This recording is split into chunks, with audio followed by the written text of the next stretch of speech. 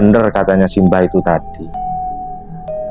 Nah, setelah itu malam saya telepon Mbak Dian saya telepon, gimana perkembangannya? Iya Mas, ada reaksinya Mas. Selama ke 7 harinya itu tadi Kang, ada reaksinya Kang. Anu Mas, masa bener tamunya saya ini nggak rame Mas, yang cuma apa itu orang ngasih ke saya itu sampai lebih-lebih Mas. Ada yang ngasih sampai 1 juta lebih, dan juga ada yang sampai 2 juta. Itu aja orang itu merasa kasihan ke saya Mas. Kok saya itu kaget, apa ini reaksinya? Sudah itu, ya udah terus saya lakuin Mas.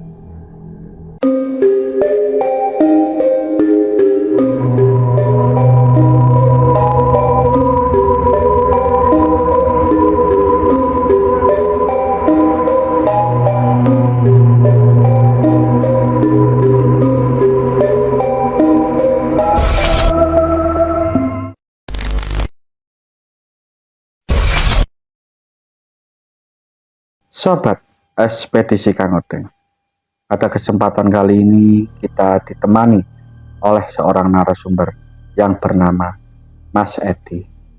Mas Edi akan berkisah di mana Mas Edi pernah melakukan ritual pesugihan air mani. Kita sambut narasumber kita. Assalamualaikum Mas Edi. Waalaikumsalam Mas. Gimana kabarnya, sehat? Sehat. Alhamdulillah. Itu awal ceritanya gimana Mas? Kok baru dengar namanya pesugihan air mani itu Mas? Dan tahun berapa itu Mas? Oh gini Mas, dulu itu saya itu pada tahun 2018 dibilang sukses ya sukses. Dulu itu saya itu punya usaha itu circle Mas, kayak anu lah, misalkan cari potong-potong kayu lah. Nah, carilah ke semua desa-desa, kampung-kampung. Di rumah itu pinginnya saya itu punya usaha yang kayak sejenis ibaratnya mebel lah, kayak pembikinan kerajinan kayak kursi, lemari. Nah, disitulah saya tuh cari tukang Mas, di perdesaan ya, di rumah itulah cari tukang-tukang yang bisa bikin kerajinan kayak sejenis kursi sama lemari itu Mas. Nemulah itulah tukang, maulah dia kerja dengan saya. Ya, bikinlah kerajinan itu Mas di rumah, sampai banyak lah barang-barang yang dibikin sama tukang-tukang itu. Selang 1 bulan 2 bulan sampai 6 bulan 7 bulan, barang yang di rumah itu yang dipekerjakan oleh tukang-tukang itu nggak laku Mas. Sampailah saya itu bingungnya tadi itu kan banyak usaha di luar sana kan, kayak mebel itu kan saingannya itu kayak saya sendiri barangnya barang kuno. Kayak mebel yang lain tuh kan barangnya udah barang modern, barang-barangnya udah dari Jepara, barang yang udah ukiran. Sedangkan saya sendiri barangnya ya barang kayak gituan, gitu-gitu aja. Saya punya inisiatif pemikiran gimana kalau saya misalkan pinjam uang di bank, saya usahakan itulah gimana usaha saya sendiri bisa berkembang besar. Makanya itulah saya mengajukan pinjaman ke bank.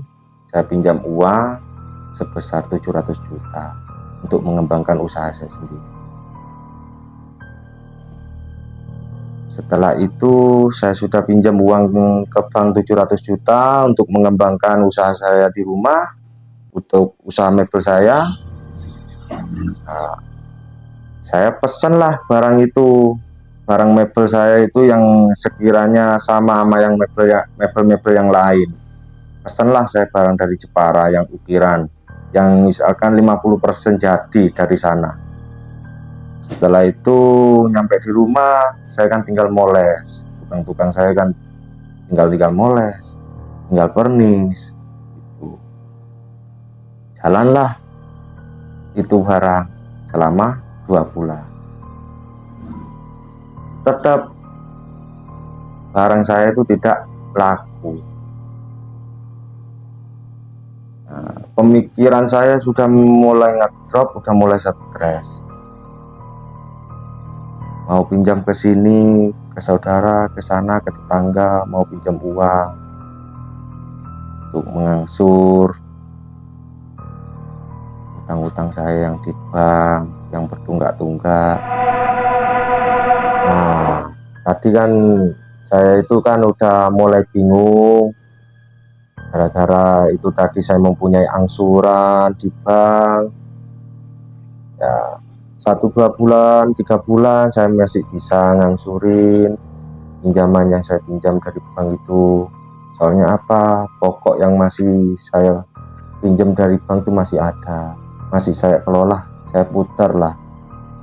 Nah, lama kelamaan hampir 1 tahun saya udah nunggak 3. Bingung lah jadinya saya itu. Mainlah saya ke rumah teman yang bisa saya ajak ngobrol atau cari-cari solusi gimana.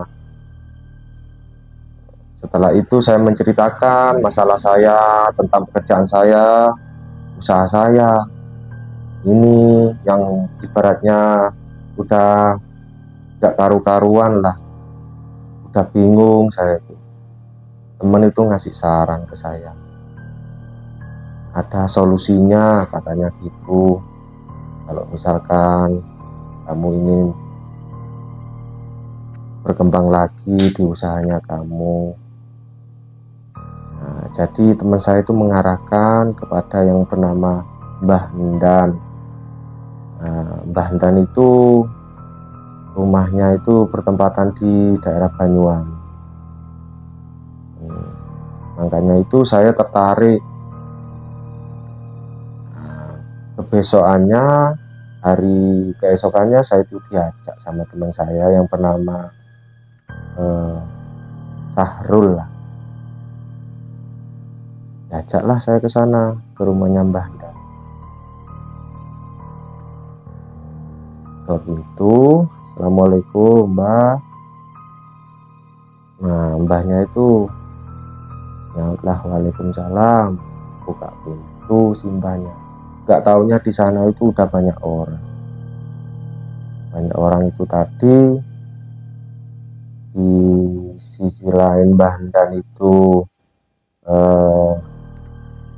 bisa kayak perdukunan lah, bisa mengobatin orang-orang sakit lah, dan juga Mbah Hendan itu bisa membantu orang yang lagi kesusahan atau kebingungan tentang hutang. Nah, setelah itu cerita tentang masalah saya, teman saya itu tadi yang bernama Sahrul, cerita tentang keluhan saya mengenai usaha saya yang lagi bangkrut, ibaratnya nggak jalan, hutang udah terlalu banyak. Mbah Hendan ngasih saran, adalah sebuah pesugihan itu tadi nggak ada tumbal. Nah, tertariklah saya itu, soalnya apa, saya setiap masuk ke kayak gituan, ke kayak paranormal atau perdukunan, saya itu paling takut. Tapi ini udah keburu sudah kepepet dan pemikirannya saya udah nggak karu-karuan, jadinya saya itu tertariknya itu tadi ya, dengan cara itulah saya bisa melunasi hutang-hutang saya. Nah, Mbah Hendan itu cerita tentang pesugihan itu tadi. Mbah Hendan itu menceritakan tentang pesugihan air mani. Nah, air mani itu tadi harus ada seorang perempuan yang mau diajak dengan saya ke satu jurusan itu tadi, pesugihan. Nah, saya bingung mau cari di mana, Mbah,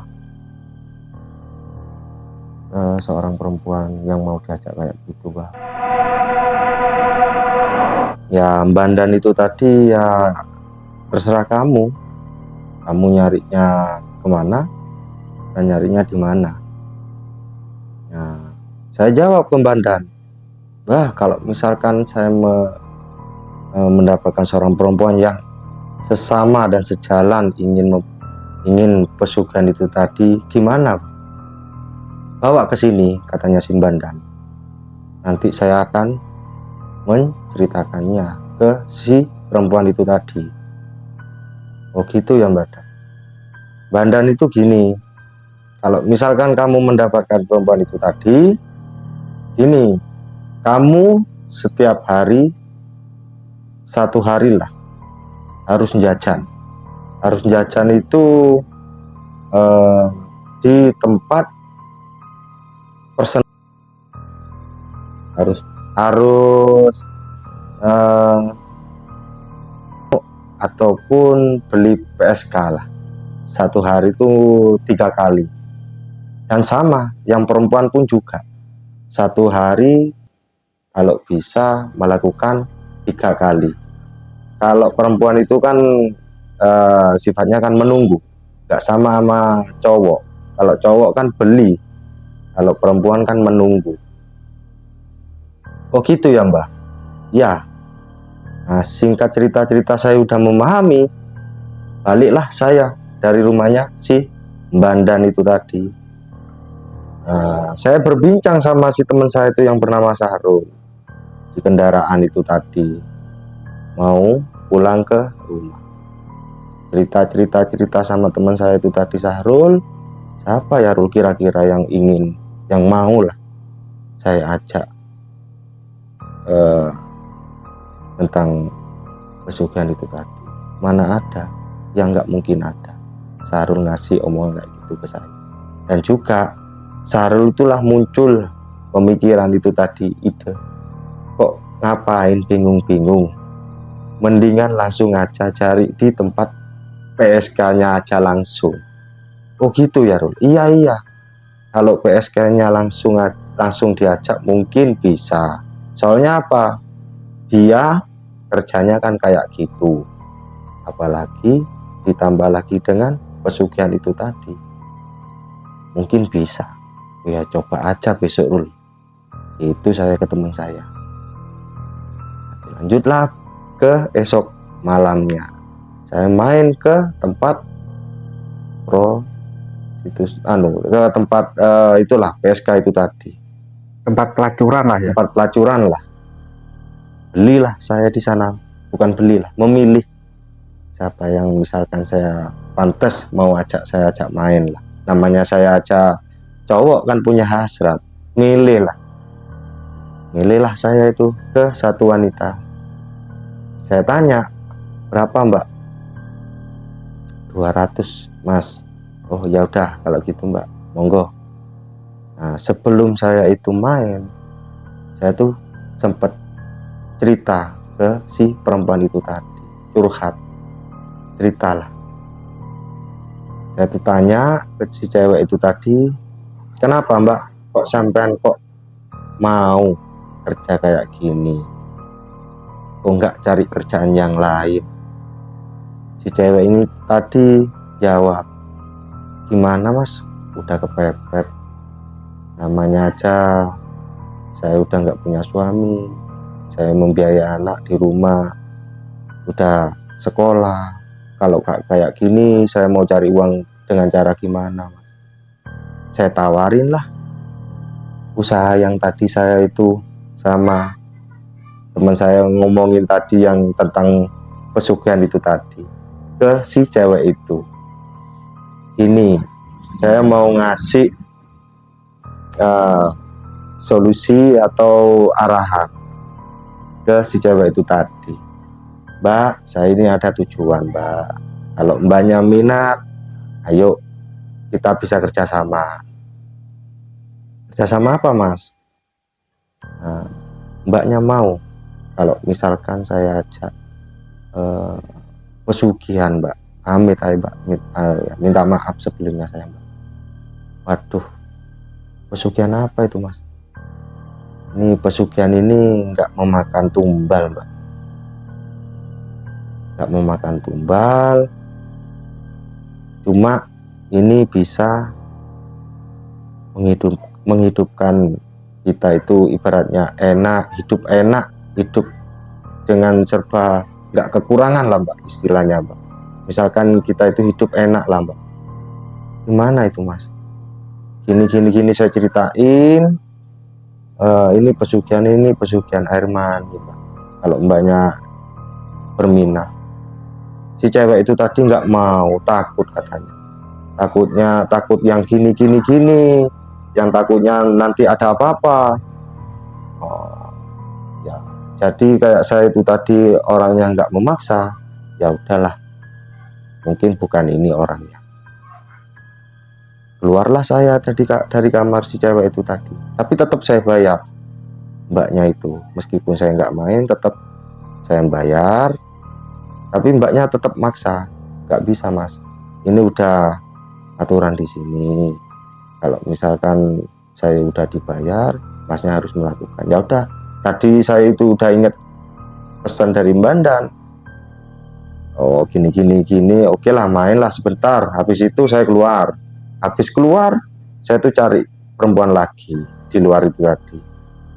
Temulah cewek. Nah, saya tawar lagi, berapa Mbak? 300 Mas. Oke lah, masuklah saya ke kamar, 300. Habis itu mbaknya itu sama juga dengan cewek yang pertama yang saya ajak mau bermain itu. Di cewek itu tadi yang saya ajak lagi itu saya tawarin yang sama dengan mbak yang tadi yang pertama. Mbak, saya tanya, kenapa Mbak sampean kok kerja kayak gini, kok mau? Sama juga persis dengan yang cewek yang pertama itu tadi. Mau gimana lagi, Mas? Orang saya aja janda, Mas.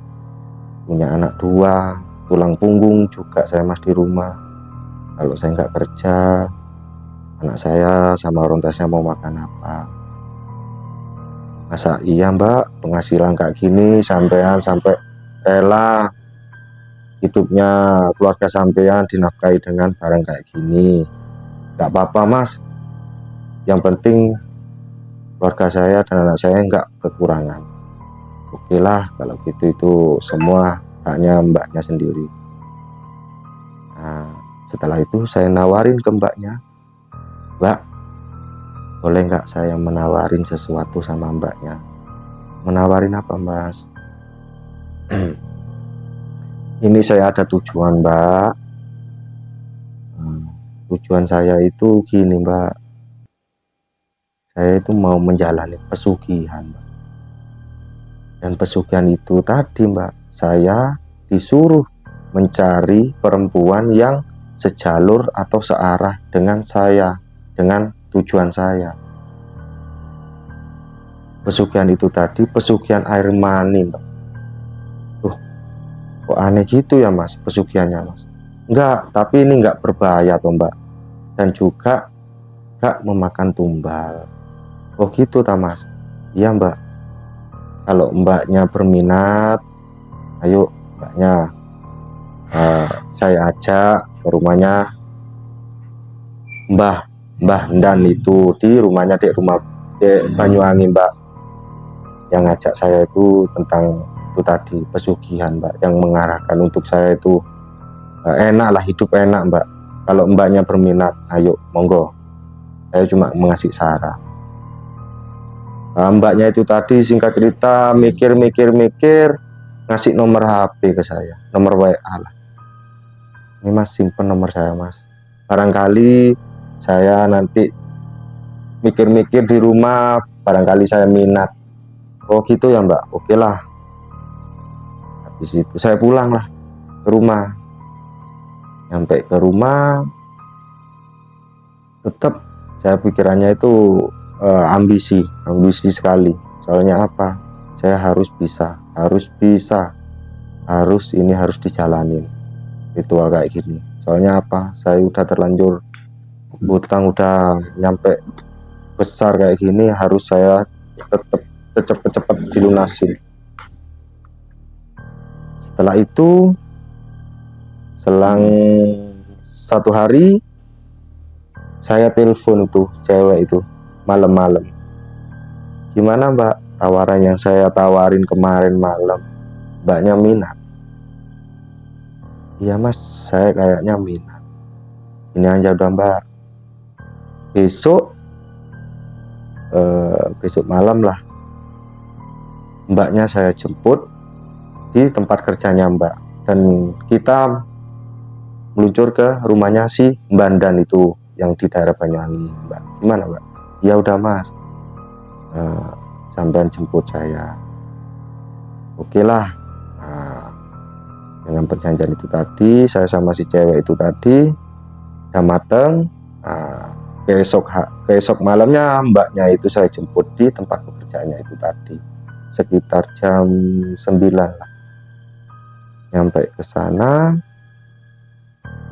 Mbaknya nyampe sana itu saya itu nggak bisa syukur-syukur bawa si Mbaknya ini keluar.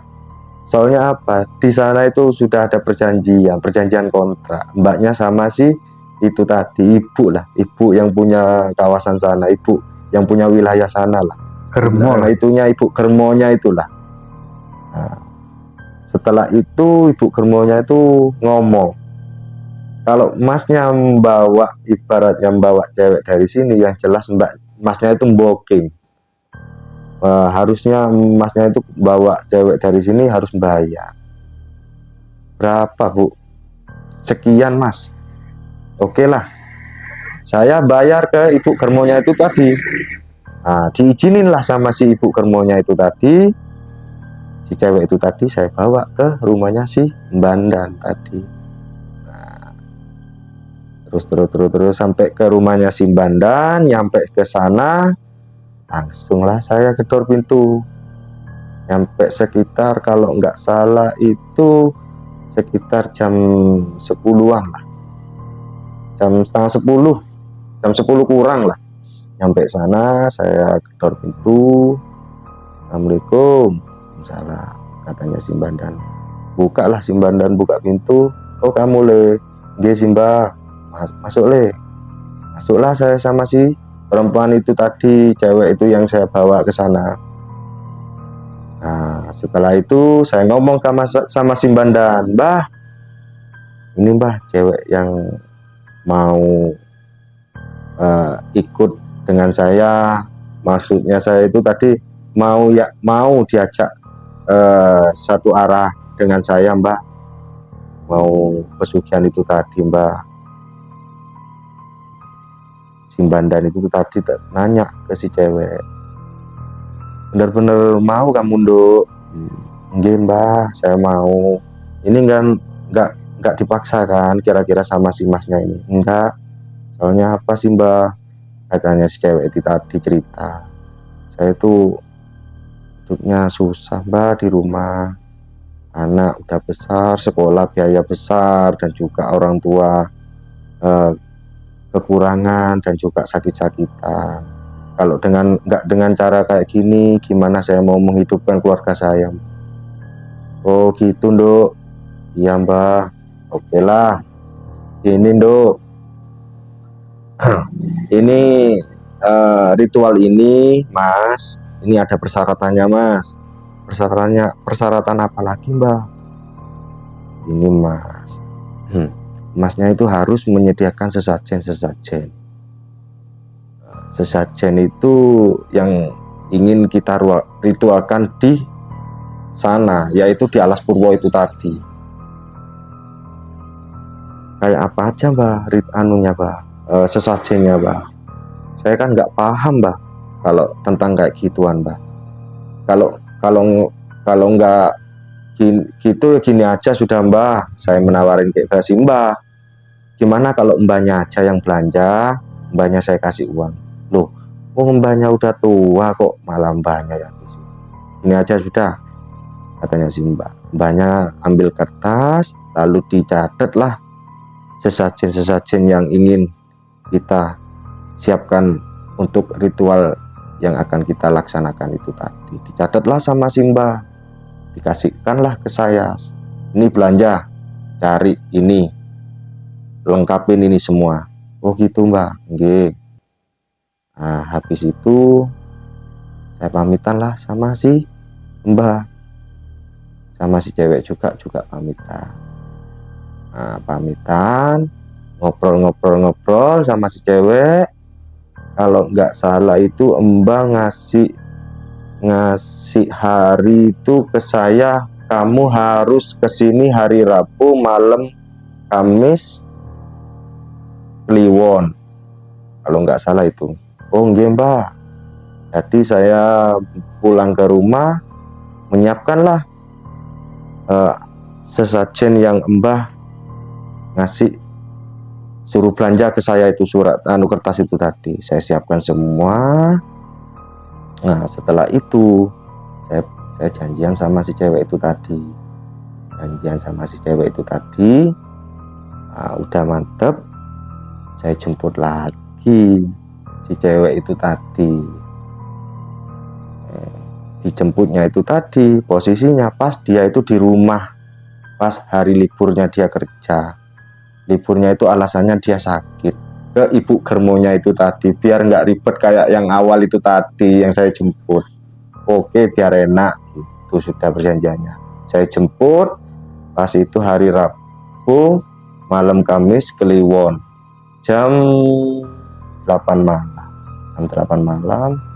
Setelah itu jam 8 malam saya jemput, berangkatlah saya sama si cewek itu ke rumahnya si Bandang. Nyampe ke rumahnya si Bandang jam 9. Sampai jam 9 di sana,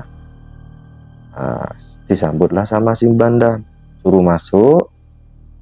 Habis itu disuruh masuk, saya kasih sesajen itu yang Mbah suruh belanja itu tadi. Ini Mbah, sesajen yang Mbah suruh ke saya, suruh beli. Dilihat sesajen itu sudah lengkap, oke.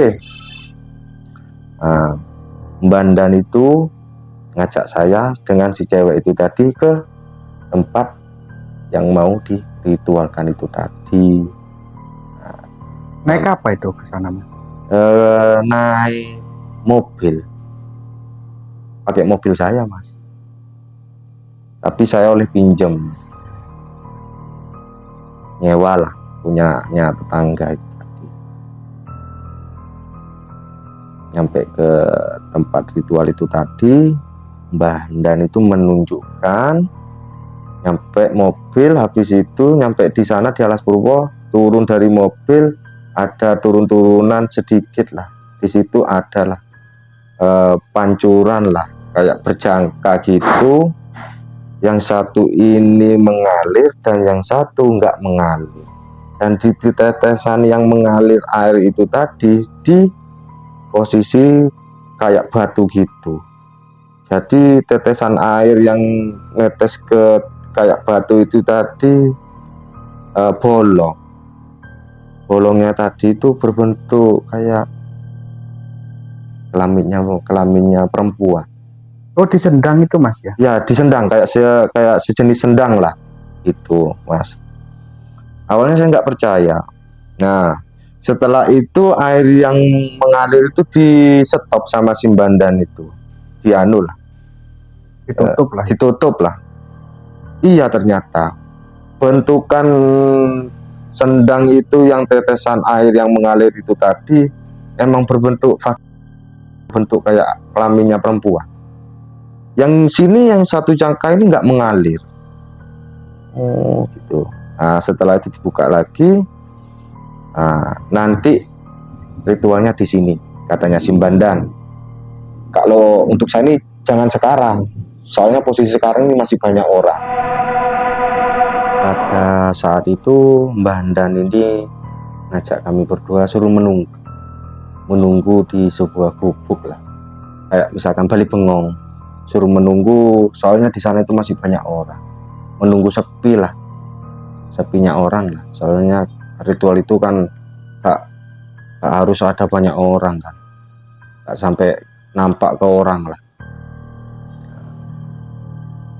Nah, menunggu sekitar setengah jaman, sepilah tempat sana itu, orang-orang pada nggak ada.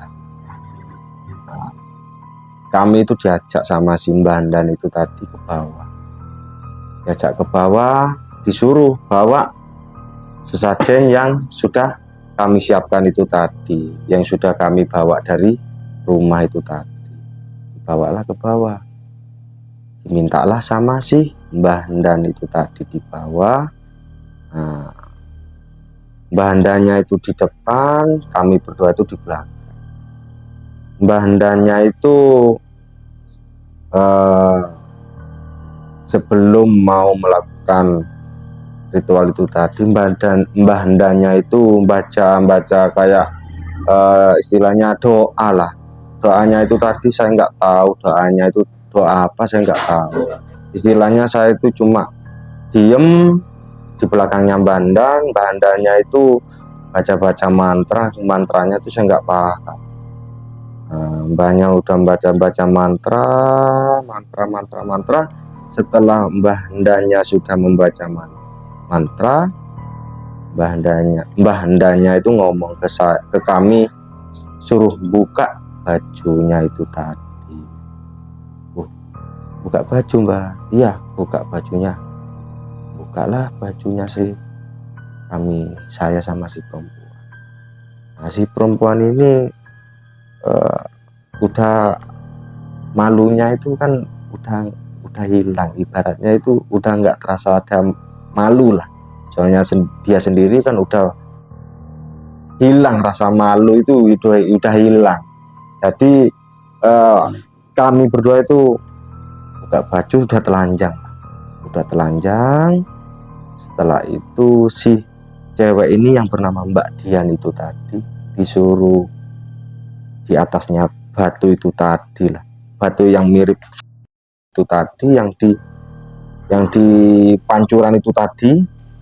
Nah, si Mbak Diannya ini disuruh nungging pas posisinya itu tadi.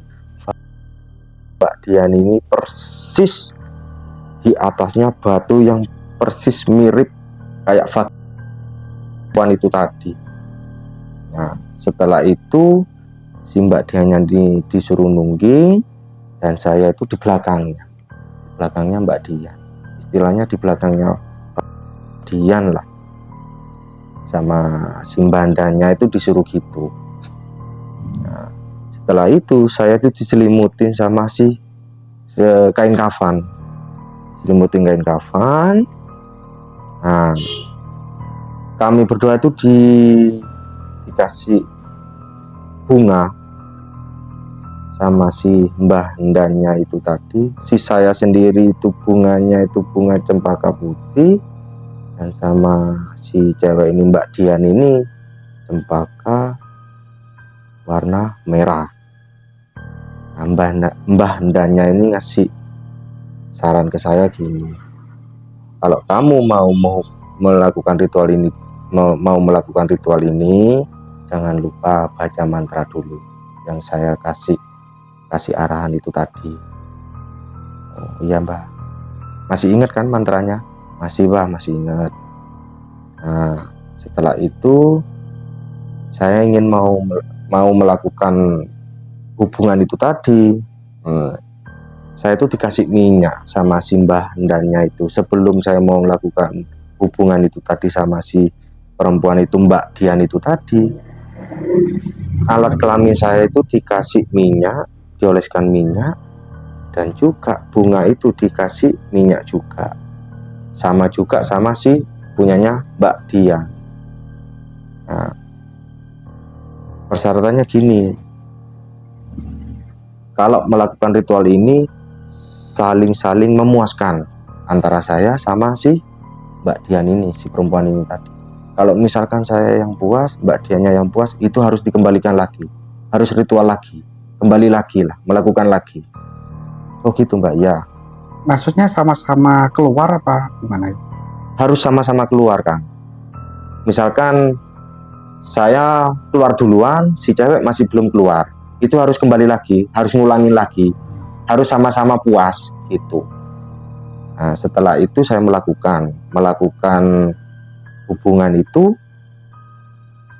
Nah, melakukan hubungan itu, saya tuh keluar duluan, gak selang berapa menit lah. Orang namanya saya aja nafsu kan, nafsunya kan besar. Nah, gak puas, si cewek ini masih belum puas, baliklah lagi, hubungan lagi itu, yang jelas kan nafsunya saya kan udah mulai berkurang, ibaratnya itu ambisinya itu kan mulai berkurang. Yang jelas mainnya kan lebih lama kalau udah main 2 kali. Nah, mainlah 2 kali saya itu Kang, main 2 kali, main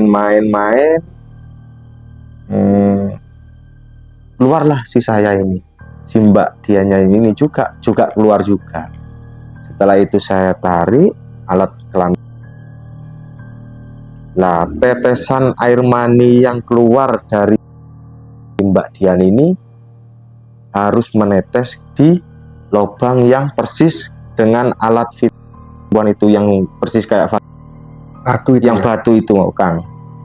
Neteslah itu. Nah, setelah itu netes, nah, yang bunga yang dipegang saya itu Kang, yang alat kelamin saya itu, sisa air mani yang keluar dari alat kelamin saya itu diusapkanlah sama tisu. Setelah itu si bunga cempaka yang warna putih ini ditaruh di tisu itu tadi, ditutuplah tisu itu, ditutup. Habis itu diikat sama tali yang berwarna macam 3, persis kayak modelnya kayak ngikat pocong lah gitu. Sama juga dengan si perempuan itu tadi, sisa air mani yang keluar dari alat perempuan itu juga sama juga, dioleskan sama tisu. Bunga cempaka merah yang punya cewek itu ditaruh, dibuntel, lalu diikat dengan 3 warna itu tadi Kak. Habis itu kan kita sudah selesai ritual. Mbah Ndanya ini nyuruh kita suruh pakai baju Kang, pakai bajunya semua. Nah, pakai, sudah selesai. Mbah Ndanya ini berpesan ke saya dan juga ke Mbak Diannya ini. Nah, pesan Mbah, alat jangan sampai kamu cuci sebelum kamu melakukan hubungan ke saya dan juga ke si Mbak Diannya itu tadi. Loh, kok gitu Mbak? Ya, itu emang syaratnya. Besok kamu pulang, yang jelas kamu kan besok kerja lagi ke tempat si Mas Edinya ini tadi, juga sama gitu. Besok mulai sampean ke tempat lah, jajan lah. Itu emang syaratnya, jajan. Nah, jajan di sana, kalau misalkan sampean sudah jajan dapat 1 lah, bolehlah alat itu di basuh atau dicuci, boleh mandi lah. Oh gitu Mbak? Ya, oh nggih Mbak, kalau gitu kita pamit pulang. Oh ya, awas pesen-pesen Mbak ya, diingat-ingat. Nggih Mbak. Pulanglah kami ke rumah. Sampai ke rumah, nah, sudah nggak sabar menunggu besok, buru-buru cepet-cepet mau melakukan kayak gitu. Nah, keesok harinya, ke malam harinya, saya langsung lah main ke tempat istilahnya mau jajan lah, mau belilah. Carilah saya perempuan itu tadi, perempuan yang saya mau ajak hubungan. Nah, soalnya apa? Kalau saya tidak melakukan kayak gitu, percuma ritual yang kemarin saya lakukan sama Mbak Dian. Soalnya apa? Itu emang sudah kewajibannya saya. Kewajiban supaya usaha saya ini semakin berkembang. Nah, saya cobalah itu apa yang disarankan oleh Mbandanya itu tadi. Jajanlah saya PSK, dibelilah, menawarkan ke saya. Kalau di sana itu katanya si Bandan itu nggak boleh nawar-menawar kan. Kalau misalkan PSK ini menawarkan harga 300 ya kita harus bayar 300. Kalau bisa kita itu melebihi dari 300 itu tadi, harga yang kita mau belilah si itu tadi. Nah, main sampai itu kewajibannya itu sehari harus dapat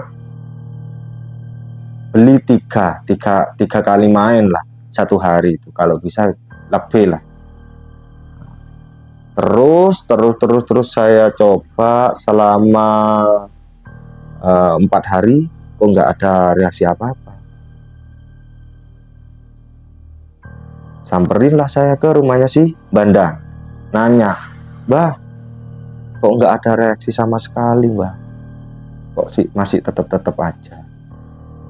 Oh, Bandanya gini ngomong, ini pesugihan ini bukan serupa emas atau bukan serupa uang. Ini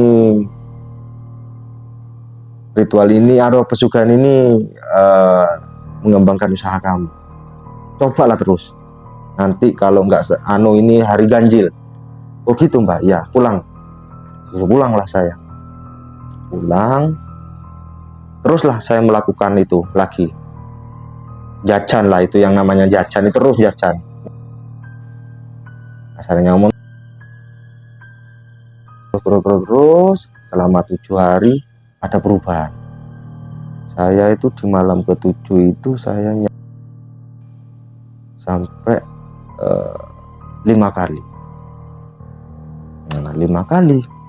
Setelah itu saya pulang, keesok harinya itu dagangannya saya itu laku sampai barangnya itu laku 5, kayak kursi, kayak meja, dan kayak lemari, sampai itu laku 5. Itu pun juga harganya nggak murah. Harganya yang saya buka usaha itu mebel itu tadi, harganya yang ada yang 6 juta, ada yang 7 juta, dan juga sampai ada yang 10 juta. Itu pun laku. Oh, ini reaksinya pesugihan itu tadi, ada efeknya dari usaha ini tadi saya. Bener katanya Simba itu tadi. Nah, setelah itu malam saya telepon Mbak Dian saya telepon, gimana perkembangannya? Iya Mas, ada reaksinya Mas. Selama ke-7 harinya itu tadi Kang, ada reaksinya Kang.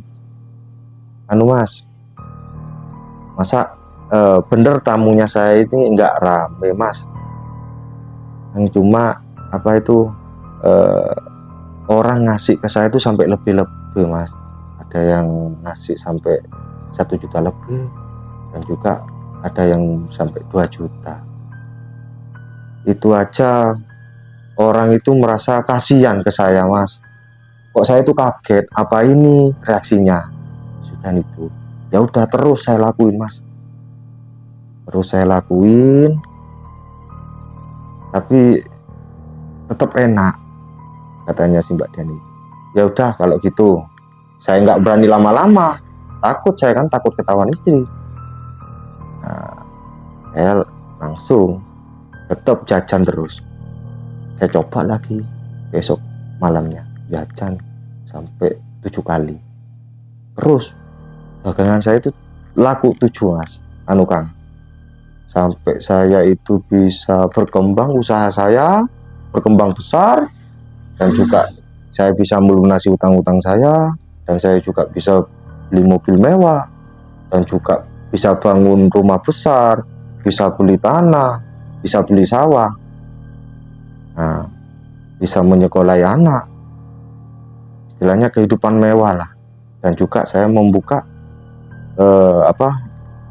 usaha di luar, maksudnya cabang lah, nyabang lah saya sampai 5 kalau nggak salah itu. Dan itu pun sudah saya pasarkan ke yang saya percaya ini tadi orang, sampai berkembang. Nah, setelah itu berkehidupan mewah sudah saya itu Kang, sudah berkehidupan mewah. Nah, setelah itu selang 2 tahun, nah, saya itu pulang habis jajan itu tadi, saya itu ke kamar mandi Kang. Ke kamar mandi, saya itu membuang air kecil. Membuang air kecil kok merasa perih alat kelamin saya. Keluar kayak nanah gitu. Perih lah. Kenapa ini? Orang saya nggak tahu. Periksalah saya ke dokter, ke spesialis. Nggak tahunya katanya dokter saya itu kena sifilis. Waduh, kaget saya, takut. Apa bisa ada obatnya ini dok? Bisa diobatin lah sama si dokter itu tadi. Diobatin, sembuh, terus saya melakukan itu lagi. Kena lagi saya itu Kang. Kena lagi, terus kena lagi, diobatin lagi sama saya Kang. Diobatin lagi, sembuh lagi, terus sembuh, pokok sembuh melakukan lagi. Setelah itu terakhir sampai parah itu penyakit itu yang namanya sifilis. Sifilis itu pokok parah lah, katanya dokter itu parah. Takut saya itu, merasa saya takut. Jadi saya itu nggak berani Kang, mau belilah, mau istilahnya saya udah takut nanti kalau saya melakukan ini lagi, takut nanti timbul penyakit lagi.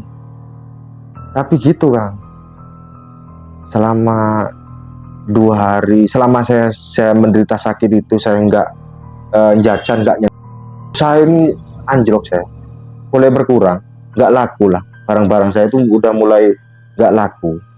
Kenapa? Itu bingung malah saya. Ternyata Kang, di pesugihan itu tadi Kang, kalau saya itu melakukan ibaratnya selama 5 kali, barang yang di rumah itu laku 5. Terus kalau saya melakukan 7 kali, yang di rumah itu laku 7. Dan juga seterusnya gitu. Kalau saya melakukan 10 kali, lakunya yang di rumah itu ya lakunya 10 barang. Dan juga barang yang di rumah ini barang mewah-mewah, mahal, gak sama mebel yang lain, paling mahal lah di tempat saya. Tapi tetap laku yang di rumah. Herannya itu saya. Nah, habis itu saya mau hubungan kayak gitu, kan saya sudah menderita penyakit yang namanya sifilis itu Kang. Saya nggak berani mau mencoba yang namanya kok maunya dipegang aja saya sakit, apalagi mau nyentuh kayak gituan. Gak berani saya, takut. Periksalah saya ke dokter, cek lab, parah katanya si dokter ini, parah ini, sampean ini Mas Edi, gak bisa, harus perawatan perawatan yang ibaratnya harus perlahan lah perawatannya. Selang itu saya ingat sama teman saya, perjuangan yang dulu mau ibaratnya pesugihan itu tadi sama Mbak Dian, saya ingat itu Kang.